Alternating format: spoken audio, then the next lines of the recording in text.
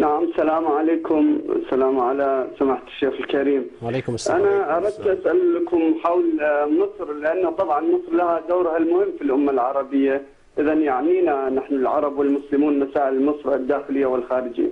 أما عندي سؤال بالنسبة للحكم عن طريق الإسلام.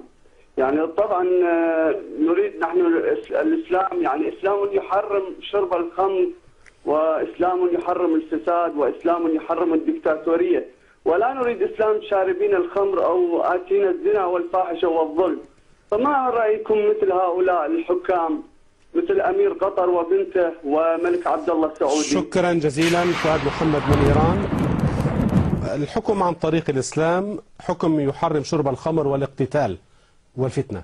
نعم، حكم عن طريق الإسلام. أيوة. يعني ما ضوابط هذا الحكم الذي يدعو إليه الإسلام ويدعو إلى تحريم الخمر، إلى الاقتتال، إلى الفتنة؟ وإلى الفتنة.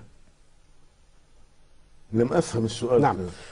يعني هو ربما يريد أن يسلط الضوء على بعض الآن، ربما كما ذكر السؤال الأخ محمد وعزيزي سابقا، موضوع تحريم الخمر، تحريم الموضوع الزنا، موضوع الاقتتال في ظل الدولة الإسلامية. هل يمكن أن يطبق شرع الله مع وجود هذه المحرمات والكبائر؟ اقتتال بين المسلمين. نعم. كل هذا لا يجوز أن يكون في الدولة الإسلامية.